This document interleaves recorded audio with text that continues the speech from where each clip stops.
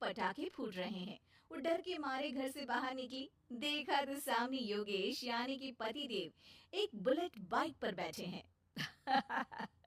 अरे डर गई क्या? बाइक लेकर आया हूँ तुम्हें घुमाने के लिए। सच में? मुझे लगा पटाखे फूट रहे हैं। अरे पटाखे भी फूटेंगे और मिठाई भी बटेगी। माँ को तो बुलाओ। माँ भी बाहर आ जाती है। अरे योगेश बेटा, इतनी जल्दी आ गया? और ये गाड़ी किसकी है? साहब की है? हाँ माँ, तुम्हारा बेटा साहब से कम है क्या? मेरी ही है।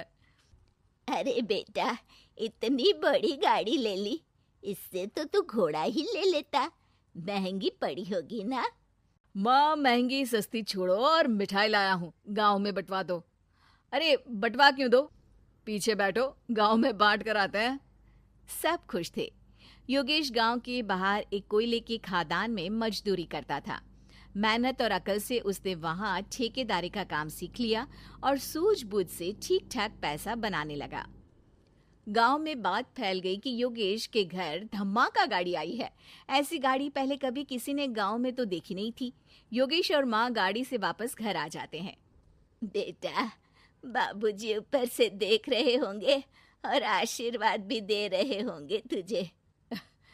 वो होते तो उनको भी घुमाता माँ। पूरे गांव में नाच नाच के मिठाई बांटने जाते। जैसे मैंने नाच नाच के बांटी थी जब वो अपने लिए एक साइकिल लेकर आए थे। बस बस, बाबूजी दो बात भी सुनाते कि फटफट वाली फटफटी ले आया।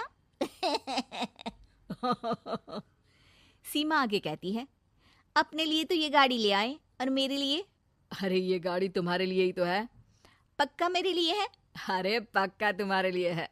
अगली सुबह जब योगेश सो रहा होता है तो उसे बाहर से गाड़ी की आवाज आती है। वो घबरा कर चिल्लाता है, चोर चोर, मेरी गाड़ी ले जा रहा है, चोर चोर।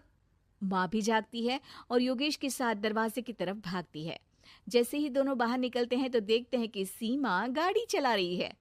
अरे बहू, नाक कटवाओगी क्या? ये क्या कर रही हो? अरे गिर जाओगी, ये क्या कर रही हो तुम? सीमा गाड़ी को रोक कर कहती है, सारे गांव में घुमा लाई, कहीं नहीं गिरी। क्या? सारे गांव में घुमा लाई?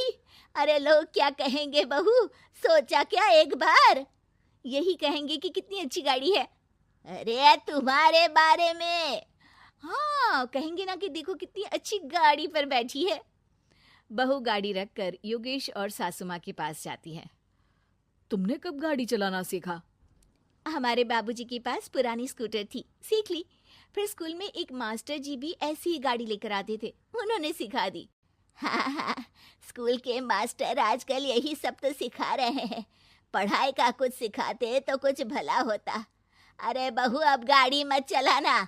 हमारे परिवार में कभी किसी औरत ने पीछे से आगे की सीट पे आने की हिम्मत नहीं की है। तुम भी मत करना, समझी? जी, समझ गई माँ जी। सीमा सास की बात सुनकर चुपचाप रसोई में जाकर उदास होकर खाना पकाने लगी है। सास सुबह सुबह मंदिर से पूजा करके लौट रही होती है।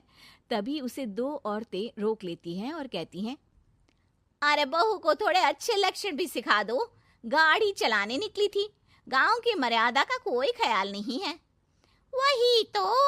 अरे पैसे आने लगे हैं तो क्या मतलब कि किसी रीति रिवाज को नहीं मानोगे? अरे समाज में रहना है तो समाज के ढंग से ही रहना पड़ता है। अरे लाज भी नहीं आई बहू को? चूल्हे चौके से निकलकर सीधे गाड़ी लेकर चौराहे चबूतरे नाप लिए, फट फट फट करते हुए। अरे कुछ कह देना उसे। अरे ये क्या कहेगी, बूढ़ी सास है, इनकी थोड़ी ना चलती होगी घर में। हाँ, बहू की ही चलती होगी, मर्जी भी और गाड़ी भी। सास सब सुनकर घर आती है और बहू को चिल्ला के बुलाती है, अरे नाक कटवा दी सबके सामने गाड़ी चलाकर। औरत जात गाड़ी नहीं चलाती। शहरों में तो 4 पहियों वाली गाड़ी भी चलाती हैं और हेलीकॉप्टर, हवाई जहाज भी। शहर में थोड़ी ना रहती हो मैडम साहिबा। आज के बाद गाड़ी से ही नहीं, यूं भी निकलना बंद तुम्हारा घर से। माँ सही कह रही है, कहीं भी जाना हो तो मुझे बता देना, मैं लेकर चलूंगा। आज माँ को तुम्हारे कारण कितनी बातें सुननी पड़ी। इतना कहते हुए योगेश वहां से चला जाता है। बारिश की वजह से कारखाने के रोड पर कीचड़ रहता है, इसीलिए योगेश गाड़ी घर रख कर जाता है और किसी से लिफ्ट लेकर कारखाने पहुंचता है ताकि नई गाड़ी गंदी ना हो। लेकिन शाम को इतनी तेज बारिश होती है कि उसे वापस आने का कोई साधन ही नहीं मिलता। बारिश बढ़ती जाती है। रात के 11 बज जाते हैं। रास्ते में एक नदी का ब्रिज है। अगर उस पर पानी आ गया तो योगेश कारखाने में ही फंस जाएगा। पूरी रात भूखे प्यासे बितानी पड़ेगी। घना अंधेरा, बिजली की कड़कड़ाहट और तेज बारिश। राजेश डर भी रहा था, ठंड से कांप भी रहा था। तभी उसे रोड से आती हुई एक रोशनी दिखती है। वो देखता है कि उसके सामने एक बाइक आकर खड़ी हुई है।